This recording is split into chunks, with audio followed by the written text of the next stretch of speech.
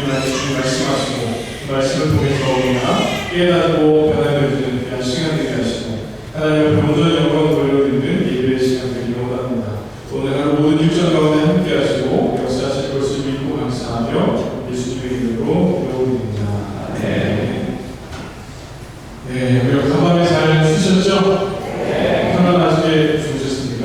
네. 어제도 행복한 교제가 있었고 오늘 더 즐거운 행복한 시간들이 준비되어 있습니다.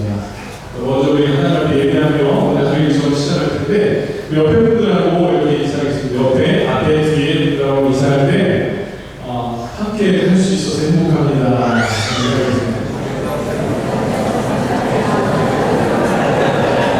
진심을 담았어요. 진심을 담았어요. 함께 할 수 있어서 행복합니다.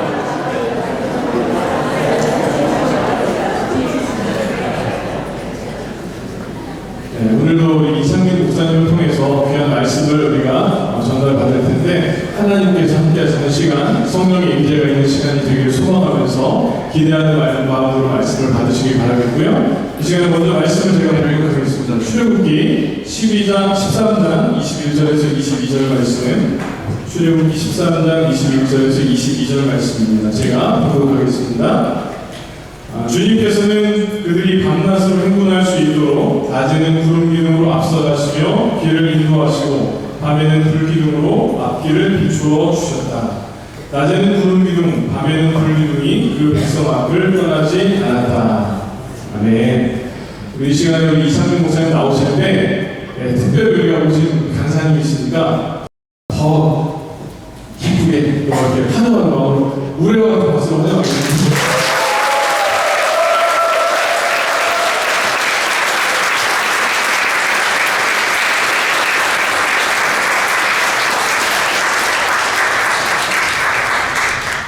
우리 하나님의 큰 은혜 안에서 만나게 하시고 또 이렇게 교제 나누게 하셔서 또 너무나 감사하고 또 환영해 주셔서 감사합니다. 어제는 제가 설교를 마쳤는데도 은혜 받았다고 하시는 분이 많이 안 계셔가지고 제가 어젯밤에 집에 가려고 했습니다. 근데 제가 뭐 웬만한 교회 목사들은 시험에 들 텐데 뭐 저희 교회는 역사가 더 잘하는 교회니까 이분들의 마음이 원래는 안 그렇대요. 표현이 서툴다. 그리고 그 속마음은 깊다. 그런 마음을 제가 한번 잡았다. 아침에도 반갑게 인사해 주시는 분 많아가지고 제가 조금 힘을 얻고 이 자리에 섰습니다. 여러분들 사랑합니다.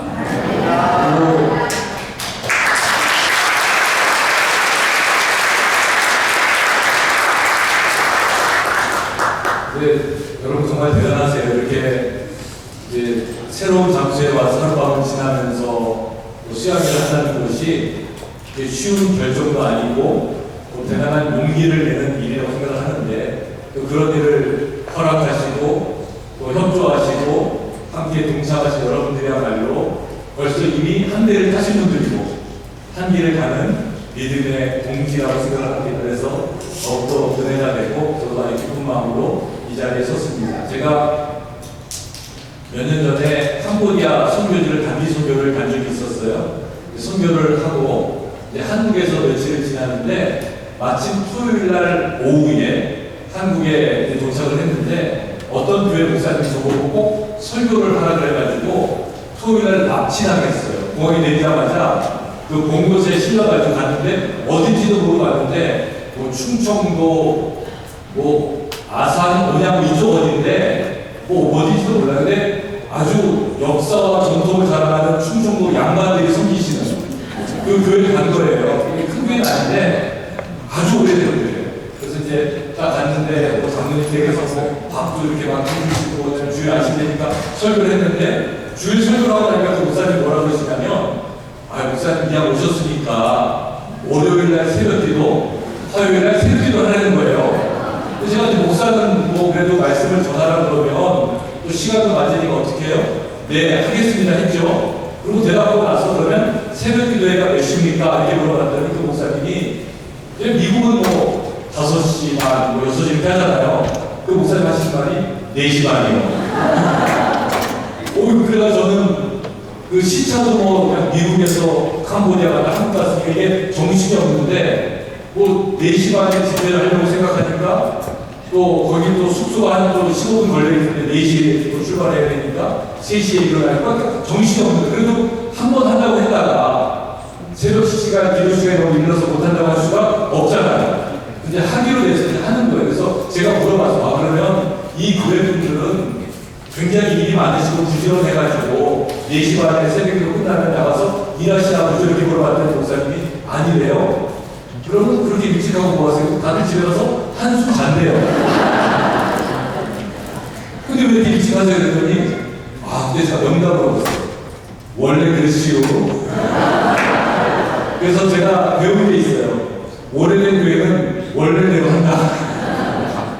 뭐 저희가 섬기는 교회도 그렇고 워싱턴 한인교회도 그러니까 원래대로 하는 틀을 깨는 거는 굉장히 어려운 결정이에요. 그래서 여러분들의 결단이 더 존경스러운 거고요. 그래서 하여튼 그렇게 돼가지고 월요일날 이제 4시 반에 집회를 인도하는데 저는 갑자기 집회를 만났고요. 그 목사님도 갑자기 집회가 되는 교인들이 나오면 안 되잖아요. 그러니까 그 목사님 나름대로 교인들한테 전화해가지고 지금 미국에서 강사가 오셨는데 자리를 지켜야 된다 그러면서 막 사람들을 모으기 시작하는 거예요. 그러면서 저한테 저를 4시에 픽업하는데 두 분의 권사님을 자기 차에 함께 모시고 가겠다고 약속을 했어요. 또 양해를 했어요. 그래서 아침에 4시에 목사님 만나가서 가는 중에 권사님한테 전화하는 거예요. 아파트 현관에서 목사님이 픽업할 테니까 기다리세요. 그랬어요. 근데 아파트 현관에 갔는데 그 권사님이 안 계신 거예요. 시간은 지나가는데 그러니까 전화하니까 저 행길까지 나가야 되는 거예요. 그래가지고 이제 찾아봐요. 목사님이 짜증내면서 아니 여기서 만나기는 저기가 있으면 어떡합니까 그랬더니 아니 지하고 목사님 편하게 하시면 되죠 하면서 그래서 제가 그때 또 배운 게 있어요. 오래된 교인들은 자기 마음대로 합니다. 목사만 안 들어요 보니까 여기서 만나게 했는데 자기 판단 여기가 맞으면 그냥 서 있는 거예요. 가서 뭐 그럴 수도 있겠다고 갔어요. 두 번째 원사님 픽업하는데 그 목사님이 시간이 좀 늦었으니까 마음이 급하잖아요. 막 전화 돌리면서 한번 하는 거예요. 일어나시오? 목사님 물어봤더니 일어났으니까 전화해 봐주시오. 그 정답한테 4시에 깨워가지고 그럼 나와야죠. 그랬더니 그 원사님이 어디로요? 아니 어디요? 저기 공장 앞에 사고를 나오게 했다는 거예요. 충청도 사람들이 막 이렇게 해요. 그랬더니 그 전화 받으신 원사님의 말씀이 이상해요. 그 다음 질문이 알겠어요 해야 되는데 왜요? 이렇게 물어보는 거예요. 그 목사님 당황하잖아요. 아니 외길 배우는 새벽기도 가기로 했잖아요 그랬어요. 그랬더니 그 권사님이 저 교회 안 다녔는데요? 잘못 걸었더라고. 남의 집에 새벽에 이렇게 4시에 깨워가지고 교회 가려고 그러는 거니까 이 권사가 아니지 그러면 자기 교회 안 다닌 사람이에요. 얼마나 황당하고 화가 나고 여러분 입장을 바꿔보고 생각하면 4시 10분에 전화해가지고 교회 가려고 목사가 전화했는데 이거 그 목사하고 동네 화나잖아요. 화를 내야 되는데 저는 그때 은혜를 받았어요. 그분이 뭐라고 그러냐면 어때요? 괜찮아요? 제가 은혜를 얼마나 받았는지 그래서 제가 그때 생각했던 게 뭐냐면 예배자를 부끄럽게 하는 비예배자 이런 생각을 했어요. 우리는 하나님을 예배한다고 하는데 세상에 대한 태도, 사람에 대한 예의가 너무 거칠 때가 있고요. 그것 때문에 사람들이 실망하고 하나님을 믿는 일이나 교회라는 일에 대해서 더 거리를 둘 때가 얼마든지 있는 것 같아요. 근데 하다못해 교회를 안 다니는 사람이 아니 교회를 가본 적이 없는 어떤 분이 새벽 4시에 돌려온 목사의 전화를 받고 괜찮아요? 어때요? 이런 이야기를 할 때 그분이 신앙이 없을지 모르지만 정말 예의가 있는 분이고 하나님의 은혜 가운데 거할 수 있는 분이다. 나중에 그 목사님이 배 한 박스 사다 줘야 될 것 같아요. 그래가지고 어떻게 될지 모르지만 그런 이야기가 생각이 들어요. 여러분들 우리가 이 자리에 모인 것이 그냥 모인 게 아니잖아요. 서로를 사랑하는 마음으로 그래도 어떻게든지 하나 되어서 함께 믿음의 길을 걸어가자 이런 마음으로 모였잖아요. 그렇다면은 우리의 인생길에서 만나는 우리 믿음의 형제 자매들 또 여기 계신 분들도 제가 볼 때는 이렇게 잠깐 와서 인사하시는 분들 이렇게 제가 인사하고 소개하고 이렇게 들어보니까 아유 다들 훌륭하시더라고요. 우리 워싱턴 한인교회 목사님 뭐 정말 존경스럽습니다. 이렇게 훌륭한 분들하고 함께 시장생활하는 게 그리고 기능도 좋으시고 또 그래요. 근데 뭐 연합감리교회랑 비슷한데 또 오래된 교회들이 비슷한 게 있어요. 뭐냐면 문턱이 좀 높은 것 같아요. 그래서 저희 교회는 그 교회에서 걸어서 5분 거리에 사시는 권사님이 계세요. 근데 권사님이 우리 교회를 지나서 20분, 30분 대에 떨어져 있는 다른 교회를 20년 동안 다니신 거예요. 교회가 들어왔는데 이미 살고 계셨어요. 그러면서 우리 교회 앞을 매일 지나갈 때마다 뭐라고 그러냐면 저 교회는 나 같은 사람이 갈 수 없는 교회이지. 저 교회는 나 같은 사람 환영 안 하는 교회이지. 오래된 사람, 배운 사람, 성공한 사람이 가는 교회이지. 이런 마음을 갖고 그 앞을 맨날 지나치셨다는 거예요. 그러다가 나이가 드시고 건강이 나빠지셔가지고 어쩔 수 없이 이제는 저희 교회를 등록을 하셨어요. 그래서 조금 다니더니 뭐라고 그러시냐면 대단한 줄 알고 알았더니 별거 아니네. 근데 저는 그 말이 좋았어요. 그러면서 그 선생님이 이렇게 말씀하셨어요. 나 같은 사람이 다닐 수 있으면 아무나 다 다닐 수 있겠네. 교회가 어떤 수준이 있고 교회가 어떤 뭐 기준이 있다라고 알려져 있는 것은 좋은 일이 아니잖아요. 누구나 올 수 있고 누구나 환영받을 수 있고 누구나 그 안에 한 몸을 이룰 수 있는 그런 교회가 정말 하나님이 기뻐하시는 교회가 되리라고 믿습니다. 그래서 우리 워싱턴 한인교회는 이 지역에 있는 어떤 사람이든지 뭐 미국에 온 지 얼마 안 됐든지 뭐 세상에서 어떤 삶을 살았든지 누구나 와서 환영받고 한 몸을 이룰 수 있는 그런 믿음의 공동체가 되면 너무 좋겠다 생각을 합니다. 그리고 이번 취향회가 그런 것을 훈련하는 기회고요. 또 이렇게 다 치셔서 입고 계시니까 다 비슷비슷해, 그죠?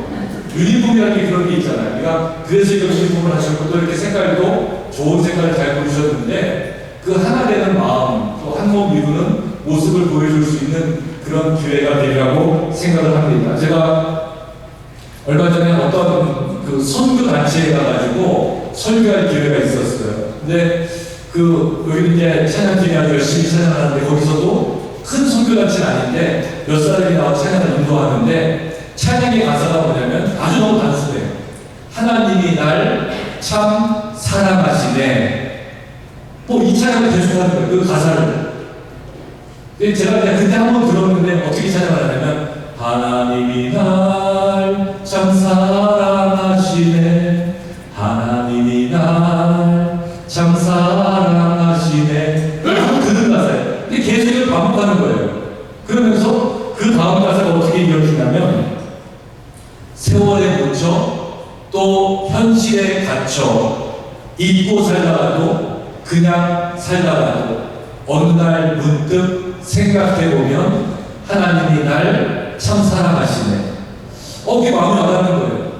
세월에 묻혀 현실에 갇혀 우리들의 이야기잖아요. 바쁘다는 핑계로 또 이민생활에 각박하잖아요. 내가 열심히 살아야죠. 그런 현실에 갇혀서 잊고 살다가 그냥 살다가 어느 날 문득 생각해보니까 하나님이 날 참 사랑하시네. 이런 고백이 그 선교회에 그 찬양팀이 부르고 있는 거예요. 그래서 내가 막 은혜를 받고 있는데 갑자기 제 마음이 너무 부끄러워졌어요.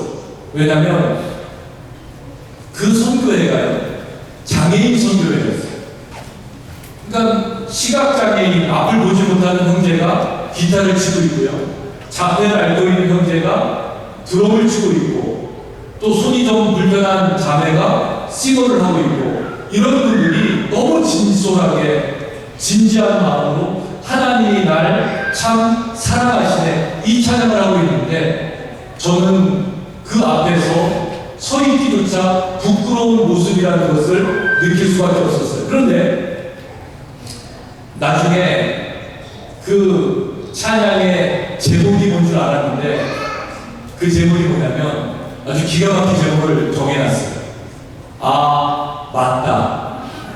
이게 제목이었어요. 아 맞다. 여러분 맞죠? 하나님이 여러분을 사랑하시고 세상 세월에 묻혀서 또 현실에 갇혀서 그냥 살다가도 어느 날 문득 생각해보면 하나님이 날 참 사랑하시다. 아, 맞다. 이 고백밖에는 할 수가 없는 거죠. 여러분이 이 자리에 오신 것이 그냥 세월에 묻혀서 또 현실에 갇혀 지내는 삶을 떠나서 한번 생각해보라고 이 자리에 부르신 것은 아닐까 생각을 해요. 뭐 세상에서 얼마나 열심히 살았는지, 어떤 성공을 거두셨는지, 어떤 또 삶의 여정이 있었는지 이건 뭐 다 다를 거예요. 하지만 분명한 것은 지금 이 순간에 하나님이 여러분을 참 사랑하시기 때문에 이 자리에 부르신 거죠. 어제도 제가 말씀드리면서 우리가 하나님을 사랑하니까 하나님의 자리에 나왔어요. 하지만 더 중요한 것은 하나님이 우리를 사랑하신다는 것도 그에 못지않게 중요하다는 것이죠. 이 아름다운 자리에 오신 여러분들이 이번 수양회를 통해서 하나님이 나를 사랑하신다는 그 고백, 맞다라고 하는 고백을 함께 나누면 좋겠어요. 예수님을 만난 사람들, 또 하나님을 만난 사람들이 했던 고백이 그거거든요. 사마리아 여인이 우물가에서 예수님을 만났을 때, 맞다. 이분이야말로 그리스도이시구나. 이런 고백을 하게 되죠. 베드로가 예수님을 알아봤을 때, 맞다. 주는 그리스도시요 살아계신 하나님의 아들이시니이다. 이 고백을 하는 거죠. 욥도 마찬가지예요. 고난 가운데에서 하나님을 만나고 나니까 내가 귀로 듣기만 하였사오나 이제는 눈으로 주를 배웠나이다. 맞다라는 고백이 나올 수밖에 없는 것입니다.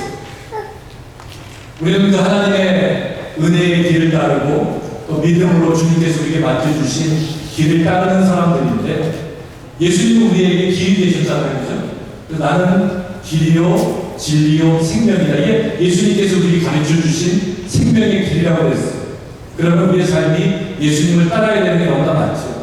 근데요, 제가 이렇게 보니까 여러분 다 느끼시겠지만 사실은 우리는 예수님이 원하시는 길이 아니라 예수님이 원하지 않는 길도 너무너무 많이 살았던 것 같아요. 예수님이 이 땅에 오시면서 공생애를 시작하시기 전에 시험 당하시잖아요. 우리가 잘 아는 것처럼 사실을 죽이신 다음에 이제 돌로 떡을 만들려고 하는 시험도 있었고요. 또 성전 꼭대기에서 뛰어내리라고 하는 천사가 받아줄 것이다. 이게 두 번째 시험이었죠. 천하 만국 영광을 보여주면서 악마에게 이제 마귀에게 전하면 이 모든 것을 다 내게 주겠다라고 하는 세 가지 시험을 예수님은 다 말씀으로 이겨내신 걸로 알고 있어요. 그래서 저는 이 세 가지 시험을 어떻게 정리하냐면 가나다 시험이다 이렇게 해요. 가나다는 예수님이 받은 시험이 아니라 우리가 받는 시험이에요. 가는 뭐냐면 가지려는 마음, 나는 나서려는 마음, 다는 다스리려는 마음. 쉽죠? 가나다. 이게 우리가 가지고 있는 시험의 아주 기본적인 배경이라고 할 수 있어요. 근데요, 예수님은 가지려는 마음, 나서려는 마음, 다스리려는 마음을 그토록 멀리 하시고 다 내려놓으셨는데 예수님을 길이라고 따른다고 하는 우리들은 늘 가지려고 하고 나서려고 하고 다스리려고 하고 살고 있어요. 사실 이것이야말로 주님이 원하시는 길이 아닌 것을 우리는 인정할 수밖에 없죠. 그래서 그런 주님이 원하지 않는 길을 걸을 때마다 주님 우리에게 무엇을 허락하시냐면 그런 것들이 없는 세상을 우리에게 보여주세요. 우리는 그것을 폭풍 속에 만나는 항해라고 하기도 하고요. 광야 속을 지나는 인생길이라고 이야기할 때도 있습니다. 우리가 걸어가는 인생길은 사실은 때로는 외로운 길이기도 하고 또 광야와 같은 척박한 땅일 때도 있어요. 오래전인데 제가 다른 곳에서 사역할 때 어떻게 워싱턴 한인교회 웹사이트를 보다 보니까 워싱턴 한인교회에서 부흥회를 하는 광고가 떴어요. 근데 그때 강사가 누군지 언제 했는지 이런 기억은 안 나는데 제가 지금도 정확하게 기억하는 것은 부흥회의 주제였어요. 그 주제가 뭐였냐면 이민자의 삶, 성경의 길을 묻다. 혹시 기억하시는 분 계세요? 네, 그때 부흥회 잘 못했네요. 제가 저도 기억하는데 아마 여기 계신 분 기억 못하는 뭐 부흥회가 많이 있었으니까. 근데 제가 그걸 기억할 수 있는 이유가 뭐냐면요. 이민자의 삶, 성경의 길을 묻다라고 되어 있는 부흥의 주제가 제목이 웹사이트에 잘못 나왔어요. 이민자가 타이포, 그 글씨가 틀려가지고 뭐로 나오냐면 이민자의 삶 이렇게 나와요.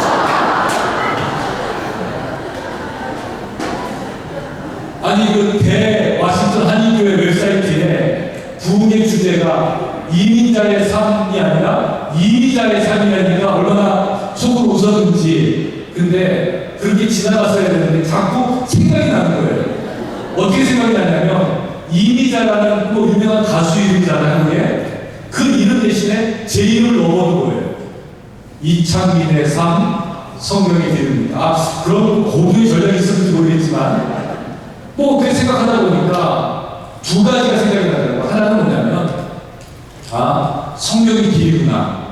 성경이 답이구나. 왜? 성경의 길을 물어보니까 그런 게 있고요. 또 한 가지는 뭐냐면 아, 이민자들이 길을 잃었구나 라는 생각이 드는 거예요. 우리가 걸어가는 그 길은 모든 것들이 어떻게 보면요 최선의 선택의 결과잖아요. 여러분들 그게 썩 마음에 안 들지 모르지만 옆에 계신 배우자도 어떻게 하겠어요? 여러분이 선택한 분인데 그렇잖아요? 미국에 오는 것도 힘들게 사실지 모르지만 어떻게 하겠어요? 여러분이 선택했잖아요. 직업도 교회도 어떻게 보면 모든 것들이 그때그때마다 가장 좋은 선택을 내렸는데 그 선택의 결과가 이 모습이라면 어떻게 해야 되는 거예요? 그럼 뭐 누구한테 책임을 물을 수도 없는 거잖아요. 내가 지금까지 걸어왔던 길이 내 최고의 선택으로 가장 좋은 길이라고 생각했는데 그런데 우리는 돌아보니까 길을 잃은 사람의 모습이 우리 안에 있다는 거죠. 특별히 이민자들은 참 외로워요. 왜 외롭냐면 고향을 떠났다는 자체가 우리가 외로운 거예요.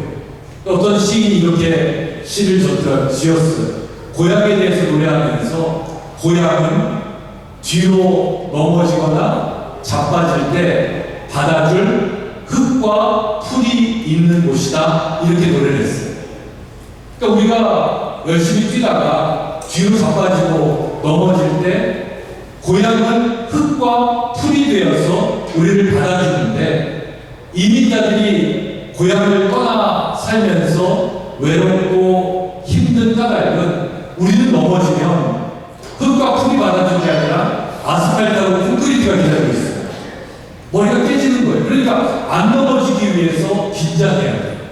넘어지면 큰일 나잖아요. 여러분들 사업하시는 분들 얼마나 부지런히 사셨어요. 직장생활 하시는 분들도 경쟁 뚫고 거기까지 가느라고 얼마나 애쓰셨어요.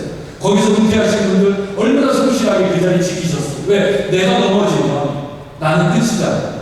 내가 일하면 누가 돈을 벌어오고 우리 아이를 누가 키우겠어요. 그러다 보니까 악다구니를 부리면서 부지런히 성실하게 잠못자 이루지 못하고 쉬는 날 없이 몸이 아파도 일하면서 살아왔던 그게 우리 고향을 떠난 이민자들의 삶의 모습이라는 거죠. 잘 될 때는 괜찮았는데 힘들고 어려울 때 나를 받아줄 흙과 풀이 없다는 것이 우리의 마음을 서글프게 만들잖아요. 그런데요, 그런 이민자들에게 흙과 풀이 될 수 있는 곳이 있더라고요. 그곳이 교회잖아요. 우리 워싱턴 한인교회는요, 그래서 참 어려울 때 많은 동부들에게 기댈 수 있는 흙과 풀이 되고 넘어졌을 때, 뒤로 자빠졌을 때 받아줄 수 있는 큰 품이 되었다는 것을 분명히 알 수 있어요.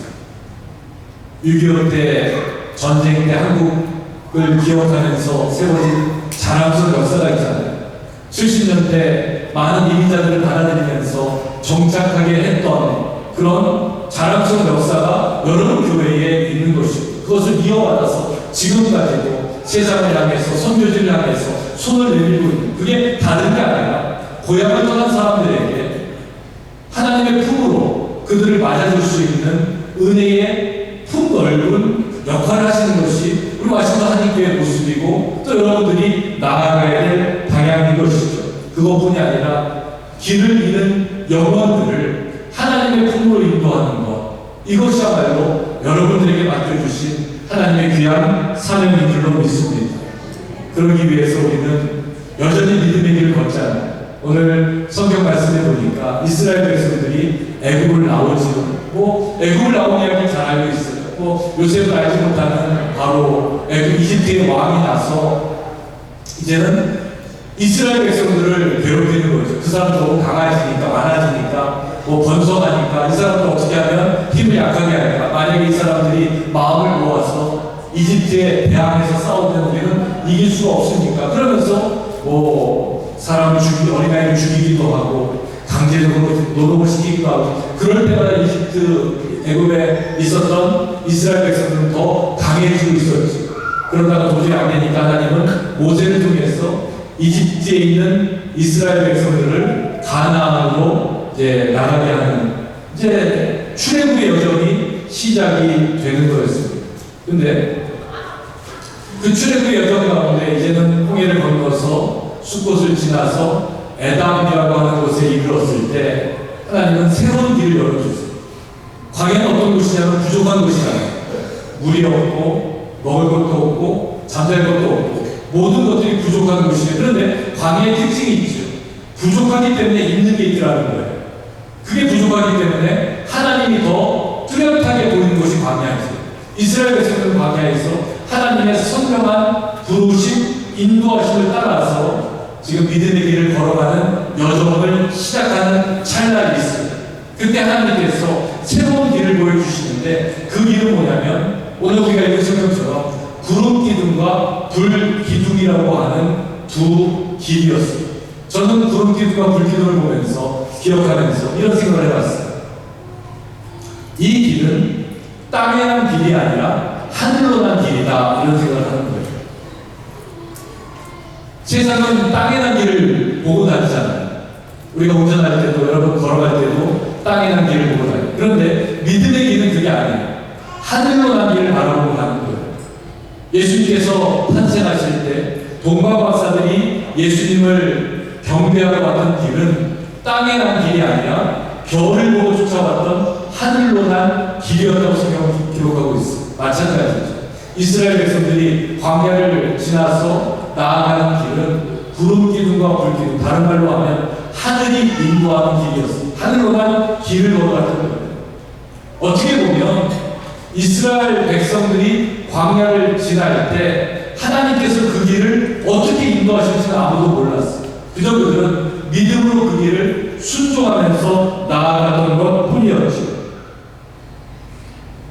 하늘로 난 길을 걸어가는 사람들, 그 마음속에는 두려움이 있었어요. 하나님도 그걸 알고 계셔가지고 이제 블레셋을 지나서 가나안으로 가게 하면 쉽고 가까운 길인데 하나님이 뭐라고 말씀하세요? 그 길로 가다가 이스라엘 사람들이 전쟁을 하게 되면 마음을 돌이켜서 다시 이집트로 돌아갈까 봐 하나님은 광야길을 허락하셨다는 성경은 기록하고 있죠. 하나님 우리의 마음도 아시고요.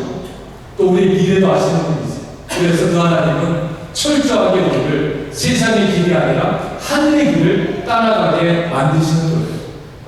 여러분 인생 가운데에서도 세상에서 보여주는 길이 있었을 거예요. 이 길로 가면 성공이야. 저 길로 가면 어떻게 될 거야. 그런 길이 있었지만 결국 우리가 따라왔던 길은 믿음의 길이었다는 것을 고백할 수밖에 없죠. 세상에서는 조금 실패할 수도 있어요. 사람들이 볼 때에는 어리석은 판단이라고 할 수 있어요. 그런데 우리는 그 믿음의 길을 걷는 그런 선택을 하고 여기까지 왔다고 할 수 있어요. 성경에 나오는 사람들은 모두가 다 광야를 지나서 하늘로 난 길을 따라 걸었던 사람들이에요. 아브라함도 이삭도 야곱도 요셉도 모세도 다윗도 솔로몬도 성경에 나오는 사람들 다 들여다보면요 모두가 다 광야가 한 번씩 있었고요. 광야를 지날 때 하나님을 더 분명하게 바라봤고요. 그리고 그 하나님께서 인도하시는 하늘로 난 길을 따라서 걸어갔던 사람인 것을 우리는 기억할 수가 있죠. 이민생활이라는 광야를 지날 때 하나님은 부족한 우리들을 부르셔서 하나님의 일을 맡기시고 하나님의 길을 보여주세요. 우리 솔로몬이 성전을 짓잖아요. 자기의 왕궁도 짓고 또 성전도 왕조하면서 정말 놀라운 일들, 다윗도 못했던 일들을 다 해냈으면 그 다음에 그 솔로몬이 특별하게 만든 건축물이 있는데 두 기둥을 성전 문 앞에 세웠다고 했어요. 그리고 거기 이름도 붙이죠. 야긴과 보아스라고 하는 두 성전 기둥을 세웠어요. 근데 성전의 기둥이라는 건 뭐냐면 기둥은 어떤 건축물, 지붕을 떠받치는 역할을 하는 게 기둥이잖아요. 그런데 솔로몬이 세운 기둥은 바깥에 세워진 기둥이에요. 그러니까 마뉴먼트, 여기도 마뉴먼트가 있잖아요. 마뉴먼트는 뭐냐면 어떤 건축적인 기능이 없지만 우뚝 서가지고 뭔가를 보여주는 거예요. 저는 그 야긴과 보아스의 이야기를 묵상하다가 어떤 생각을 했냐면 저 기둥이야말로 건물 지붕을 떠받치지는 않지만 하늘을 떠받치는 기둥이다, 이런 생각을 하게 되었어요. 우리 신앙인의 삶이라는 게 그래요. 여러분들의 삶이 내가 교회를 떠받치고 내가 가정을 떠받치고 내가 직장과 또 삶의 터전을 떠받치고 있다, 이렇게 이야기할지 모르지만 그럴 때마다 생각하는 것은 뭐냐면 내가 떠받치는 것은 하나님의 나라임을 여러분 기억하셔야 돼요. 이게 하늘로 난 길을 걸어가는 믿음의 백성들에게 하나님이 원하시는 것이죠. 구름기둥과 불기둥을 하나님이 허락하시면서 그들의 길을 인도하시고 이제 앞서서 가셨다고 성경은 기록을 하고 있어요.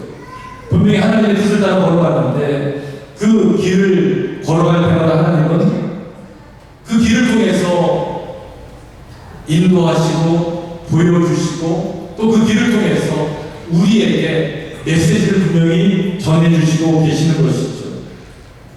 그 구름기둥과 불기둥 어떻게 보면요, 우리를 훈련시키는데 다른 걸 시키는 게 아니라 기다림을 훈련시키는 것 같아요. 왜냐하면 구름기둥, 불기둥이 우리가 생각했던 것처럼 일정에 맞춰가지고 2박 3일 머물고 사흘에 출발하는 게 아니잖아요. 때로는 한 달을 머물 때도 있고요, 1년을 머물 때도 있다고 성경 기록돼요. 언제인지 모르지만 움직이면 가요. 여러분, 이게 얼마나 고달픈 생활이겠어요. 기한이 있다면 그때까지 참고 기다리면 돼요. 내일 가면 내일은 출발하겠지, 일주일 남았어, 얼마나 좋아요. 그런데 구름기둥과 불기둥이 인도하는 삶의 모습은 그런 게 아니었죠. 그죠? 움직이면 가야 되는데 그 움직이는 게 이틀 있다가 움직일 수도 있고요, 일주일 있다가, 한 달 있다가, 1년 있다가, 몇 달 있다가 움직일 수도 있는 거예요. 누구도 모르는 거였어요. 자리 좀 잡고 살만한데 움직이면 짐을 싸가지고 나가야 되는 거예요. 구름기둥과 불기둥을 따르는 이스라엘 백성들의 삶의 모습은 혼자 기다리는 게 아니라 함께 기다리는 거였어요. 그래서 신앙 공동체는 하늘의 길을 따르는 사람들의 모습은 함께 기다릴 줄 아는 사람들이에요. 제 이제 둘째 아이가 딸인데 그 딸이 지금 대학교 3학년이에요. 그 아이가 한 4살 때쯤 된다, 유치원 다닐 때 그 아이의 취미가 뭐였냐면 아빠 넥타이 골라주는 거였어요. 그래서 주일날 제가 양복을 입고 있으면 자기가 원하는 넥타이를 꼭 해야 돼요. 근데 때로는 좀 무난하게 입는다, 어떨 거는 막 화려하고 안 어울리는 거 해야 돼요. 이걸 안 하고 하면 울어요. 그래서 그냥 어떨 때는 집에서는 그걸 하고 가서 교회에서 바꿔치기 하면 또 교회에서 하면 또 울어요. 그러니까 어쩔 수 없이 아이가 해주는 거를 하고 갈 때가 있는데, 한 번은 주일이 아닌데 토요일인데 결혼식 진례를 위해서 그날도 아이가 와서 넥타이를 골라주다가 이제 아빠 어디 가냐고 물어봐요. 왜 주일이 아닌데 양복을 입고 있습니까? 그래서 아빠 결혼식에 가 그랬더니 아이가 또 넥타이를 막 해줬어. 그러면서 내가 이제 물어봤어. 너 결혼식이 뭔 줄 알아? 물어봤더니 안 되는 거예요. 자기도 좀 배웠다고, 유치원 다닌다고. 그러면서 영어로 뭐라고 하냐면 나 결혼식 알아. 결혼식 웨이팅이야. 그러는 거예요. 웨이팅. 결혼식은 뭐예요? 웨딩이잖아요. 그래서 제가 또 교육적으로 똑바로 알려줘야 되니까 결혼식은 웨이팅이 아니라 웨딩이야. 웨딩. 그랬더니 안 되는 거예요. 또 고집을 부려. 하여튼 그래서 결국 제가 졌어요. 그래, 결혼식은 웨이팅이야. 이러고 이제 합의를 하고 오는데 그 말이 떠나지가 않는 거예요. 생각해보니까 맞는 말입니다. 결혼은 뭐예요? 참 기다리는 거예요. 이게 우리 인생의 모습이잖아요. 결혼만이 아니라 삶의 모든 것들이 다 기다림을 통해서 완성이 되더라고요. 사업을 하는 것도 그렇고, 또 가정을 꾸리는 것도 그렇고, 또 신앙생활 하는 것도 그렇고, 기다림 없이 되어지는 것은 아무것도 없어요. 한국의 유명한 소설가인 김훈이라고 하는 분이 칼의 노래, 현의 노래, 유명한 소설을 많이 쓰신 분이에요. 이분이 나중에 자전거를 타면서 전국을 돌면서 쓴 에세이 수필집이 자전거 여행이라고 하는데, 그 중에 한 대목이 경기도 화성 앞바다에 있는 염전에 가서 느낀 것을 쓴 이야기가 있어요. 염전은 바닷물을 가둬다가 말려서 소금을 내는 곳을 염전이라고 그러잖아요. 그러면서 그분이 그 문학적인 감수성 있는 부분은 다르더라고요. 그 염전을 뭐라고 표현을 하냐면 기다림의 들판, 시간이 기르는 밭, 이렇게 표현을 해요. 맞지 않나요? 뭐 그냥 논밭은 뭘 심고 뭐 거름을 주고 뭐 잡초를 뽑고 이래야지 열매가 맺혀지는데, 염전이라는 곳은 아무런 필요 없이 그냥 물만 가둬놓고 햇볕에 말리면 이게 소금이 되는 거예요. 그러니까 기다림의 들판, 시간이 기르는 밭이라는 표현이 너무 적합한 거죠. 그러면 제가 생각했어요. 염전만 기다림의 들판, 시간이 기르는 밭이 아니라 우리의 신앙도, 우리의 인생도 기다림이 만드는 결과물이다, 이런 생각을 했어요. 그런데 그 기분이라는 분이 그 소금밭에서 평생을 농부가 아니라 이제 그 일하시는 농부라고 그러죠. 이분들의 이야기를 들으면서 무엇을 이야기하냐면, 아니 똑같은 바닷물을 가둬가지고 소금을 만드는데 소금 맛이 다르더라는 거예요. 아니 이 동네에서 난 소금은 똑같아야 되는. 그러면서 연구들이 하는 말이, 이 소금 맛이 달라지는 이유는 다른 데 있는 게 아니라 바람에 따라 달라진다는 거예요. 남쪽에서 바람이 불면 소금 입자가 부드럽고 달콤한 맛이 나고, 북쪽에서 부는 바람을 맞고 말려진 소금은 거칠고 쓴맛이 나고, 이러면서 그 바람에 따라 가지고 소금 맛이 달라진다. 그런 이야기를 들으면 목사들은 직업병이 도져요. 이걸 영적으로 어떻게 해석하지? 기다림의 인생에서, 기다림의 들판에서 살아가는 우리의 삶 속에서 우리는 어떤 바람을 맞아야 되는지 생각하게 됐어요. 세상의 바람, 성공의 바람 아니죠. 그런 바람을 맞고 사는 사람들은요, 거칠어져요. 맛이 쓰고 짜고 그래요. 그런데 달콤하고 부드러운 그 모습으로 살아가는 사람은 어떤 사람이냐면 성령의 바람을 맞고 살아가는 줄로 믿습니다. 그게 우리 삶이 기다림 속에서 이루어내는 모습이라는 거죠. 이스라엘 백성들이 기다림의 광야를 지나게 되죠. 그때 하나님과 동행하면서 그들은 배우는 게 있었어요. 기다림을 배우고 또 하나는 순종을 배우더라고요. 그래서 이 광야라는 것은 어떤 곳이냐면 오랜 전이라고 그러죠. 여정이죠. 이걸 순례길이라고 표현해도 돼요. 순례는 어떤 신앙적인 목적을 향해서 나아가는 길이니까, 그 순례의 여정 가운데 하나님이 나와 함께 하시고 하나님의 뜻에 나를 맡기는 훈련하는 것, 이게 순종의 여정인 거예요. 그래서 광야는 특별히 이스라엘 백성, 성경에 나오는 이스라엘 백성들에게 허락하셨던 광야는 이스라엘 백성들이 공동체 안에서 함께 순종을 배웠던 순종의 훈련장이라고 할 수 있는 것이죠. 어쩌면 그것이 이 시대의 교회의 모습일 수도 있어요. 우리가 살아가는 신앙 공동체의 모습일 수도 있어요. 교회 안에서 우리가 배워야 되는 건 다른 게 아니죠.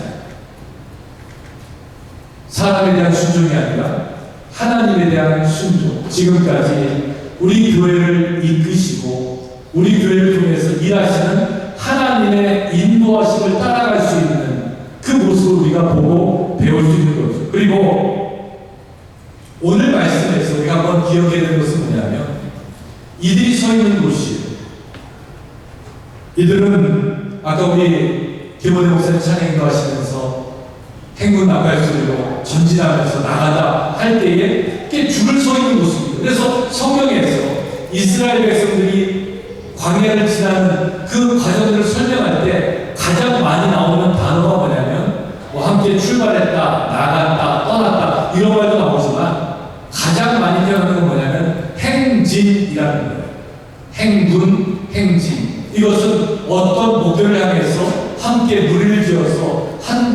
방향으로 나아갈 때 의미하잖아요. 이스라엘 백성들은 함께 나아갔어. 구름 기둥과 불 기둥이 인도하는 뚜렷한 목표를 향해서 한 방향으로 행진하기 시작했어요. 그러면서 오늘 성경에서 이들이 서 있는 곳을 에담이라고 부르면서 성경은 뭐라고 그러냐면 그곳이 광야 끝이다 이렇게 이야기합니다. On the edge of the desert라는 말이에요. 이상하잖아요. 지금은 광야 끝이 아니라 광야의 시작이에요. 그런데 성경은 그 시작과 끝을 구별하지 않아요. 우리말에도 그런 게 있어요. 이제 한 해를 마무리하면서 그 한 해의 끄트머리라고 하잖아요. 끝인데 머리가 아니에요. 이 기가 막힌 표현이죠. 그러니까 끝은 뭐냐면 곧 시작이라는 말이에요. 광야 끝은 뭐냐면 광야의 시작이라는 말과 똑같은 말이죠. 광야 끝 에담에서 출발하는 거예요. 이들은 거기를 끝이라고 불렀지만 어떻게 보면 그들은 거기에서 시작하는 것이었죠. 광야 끝은 광야의 일부였고요. 순종의 훈련장으로 들어가는 시작이었고 또 어떻게 보면 그들의 인생길에서 그들을 향한 하나님의 뜻을 발견하는 바로 그곳이었다는 것이죠. 광야는 떠나지 않으시는 항상 함께 하시는 하나님의 은혜를 경험하는 곳이었어요. 그렇기 때문에 광야는 멋진 곳이고요. 많은 곳이 없을지 모르지만 그곳에서 하나님의 은혜를 경험하는 축복의 땅이 되는 거죠. 인생활이 광야와 같다고 생각하는 분들이 많이 계세요. 거칠고 또 때로는 각박하고 촉박하고 그러면서도 그곳이 은혜의 땅이 될 수밖에 없는 이유는 하나님이 그 자리에 함께 하시기 때문에 그래요. 이제 광야에서 우리가 배울 수 있는 것 한 가지만 더 말씀을 드릴게요. 광야는 나 하나쯤이야 라고 하는 핑계가 통하지 않는 곳이에요. 구름 기둥과 불 기둥이 움직일 때 난 피곤해, 난 안 가겠어 이러면 나고자가 되는 거예요. 무조건 함께 가야 되는 거예요. 내가 싫어도 힘들어도. 옛날에 어떤 왕이 신하들을 초대해서 잔치를 베풀면서 이렇게 요청을 했어요. 우리가 하나됨을 보여주기 위해서 여러분들이 가지고 있는 가장 좋은 포도주를 한 병씩 갖고 오시오 그랬대요. 그리고 항아리에 부어가지고 우리가 이거를 다 모아서 하나됨을 보여줍시다 그랬다는 거예요. 그러니까 잔치날이 됐더니 신하들이 포도주를 한 병씩 다 갖고 왔어요. 항아리에 다 부었어요. 나중에 한 잔씩 따라서 마시는데 모두가 다 맹물이었대요. 왜 그랬을까요? 나 하나쯤이야. 포도주 대신에 맹물 가져와도 될걸. 이런 마음을 가졌던 거죠. 예수님께서 물을 포도주로 바꾸신 것이 기적이었다면 포도주가 맹물로 바뀌는 것도 기적이에요. 그 기적은 뭔지 아세요? 나 하나쯤이야라는 핑계. 괜찮겠지 않은 그런 마음 때문에. 근데 우리 신앙은 뭐냐면 나 하나쯤이야라는 마음이 아니라 나부터라도 나 하나라도 이런 마음으로 사는 거예요. 여러분 미국이라는 사회 또 여기 특별히 미국의 수도잖아요. 워싱턴 DC는 그 수도 옆에 있는 또 우리 DC에 되게 좋은 동네에 사시는 분들은 이 미국이라는 나라에 대한 또 그 자부심이 있을 것 같아요.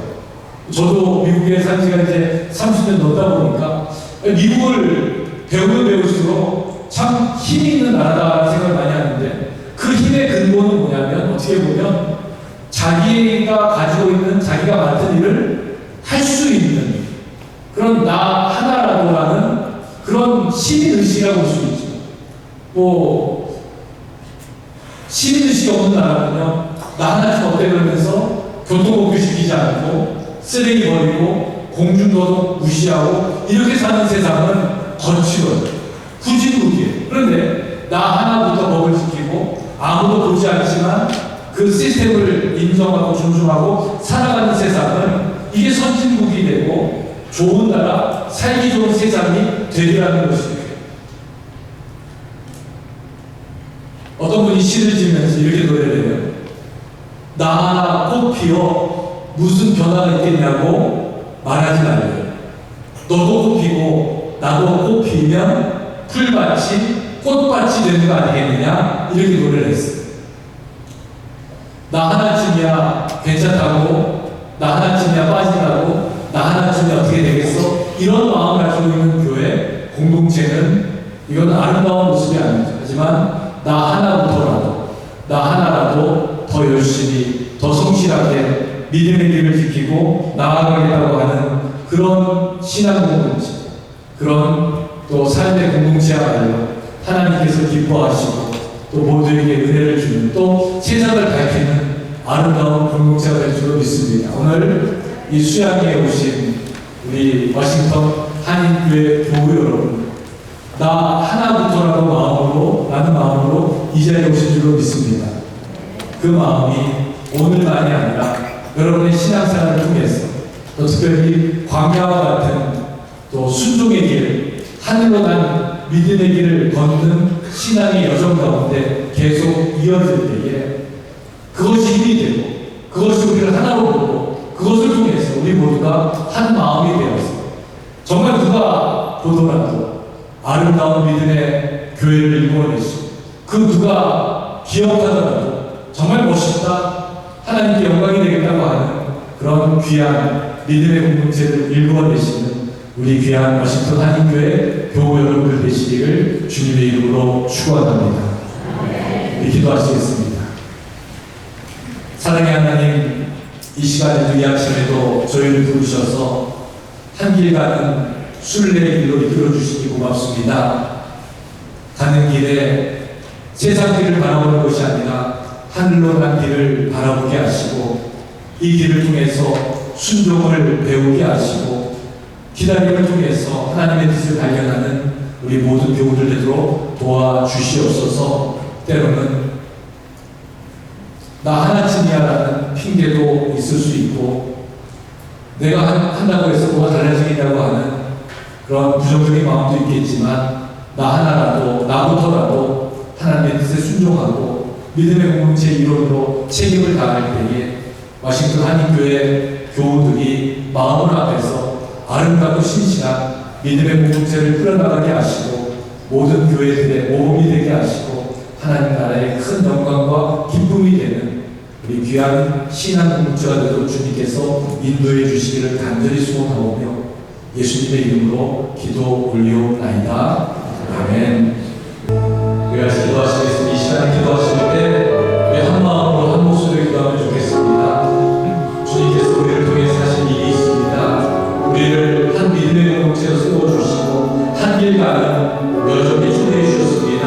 서로 마음을 앞에서 서로 배우고 겸손하게 하나님의 뜻, 하늘로 난 길을 따라가는 저희 신앙 공동체가 되게 하여 주시옵소서. 워싱턴 한인교회를 축복하셔서 그 길 걸을 때 기쁨이 있게 하시고, 하나님을 분명히 깨닫게 하시고, 하나님의 은혜의 자리에서 순종을 배우는 우리 믿음의 공동체가 되게 해 주시옵소서. 이 시간에 한 목소리로 통성으로 기도하십니다.